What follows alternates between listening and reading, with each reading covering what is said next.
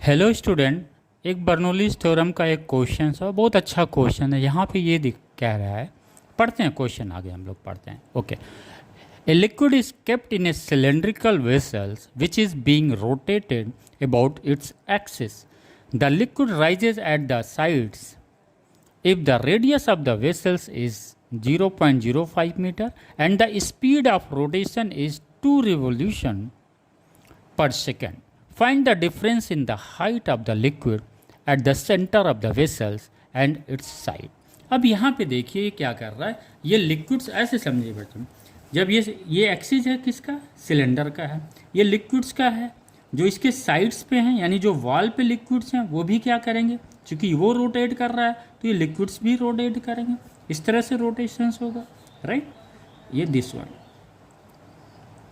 With some tangential velocity से ये भी रोटेट करेगा। कौन, लिक्विड्स के जो मॉलिक्यूल्स हैं वो एक सर्कुलर मोशंस में इस तरह से रोटेट करेगा, right, along the axis of rotations of the cylinder, right. अब इस वेलोसिटी को हमें देखना है, समझना है, राइट। अब ये सपोज ये है वेसल्स है, इसका इस तरह से ये जब रोटेट किया तो हमें ये मिला, ये सेंटर सपोज मान लीजिए, तो ये लिक्विड्स का क्या हो गया, सेम सरफेस हो गया लिक्विड्स का। ये टोटल यहाँ से यहाँ तक लिक्विड्स का सरफेस क्या है, सेम है, और क्या है, हॉरिजेंटल है, और क्या है, प्लेन है। तो ऐसे कंडीशंस में लिक्विड्स के हर एक पॉइंट पे प्रेशर्स क्या होता है, सेम होता है। यानी यहाँ पे भी प्रेशर, यहाँ पे भी प्रेशर, सब जगह प्रेशर सेम हो। लेकिन इस केस में हो क्या रहा है, यहाँ पे जो लिक्विड्स मॉलिक्यूल्स है ये कितना टेंजेंशियल वेलोसिटी से रोटेट कर रहा है, सपोज v वेलोसिटी से कर रहा है p पॉइंट्स पे, और इस वेलोसिटी की वजह से यहाँ पे क्या हुआ, काइनेटिक एनर्जी आया, और वो इस वजह से लिक्विड्स क्या होता है, वो राइज करता है, P से Q की तरफ जाता है।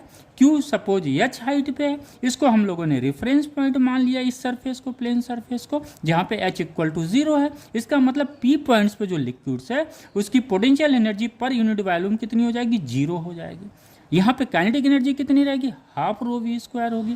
प्रेशर एनर्जी, ये सपोज प्रेशर एनर्जी यहाँ पे कितना है, P है, यहाँ पे भी प्रेशर एनर्जी क्या होगा, सेम होगा। हम ये मान के चलते हैं इस क्रॉस सेक्शन एरिया पे वो यहाँ P से Q जा रहा है, सेम क्रॉस सेक्शन एरिया पे, राइट। तो अगर ये चीज़ें क्लियर है तो हम P पॉइंट पे बर्नौलीज थ्योरम लगा लेंगे। P plus half rho v square equal to constant हो गया, और बर्नौलीज थ्योरम यही इक्वल टू क्या होगा, टोटल एनर्जी जो Q पे मिलेगी।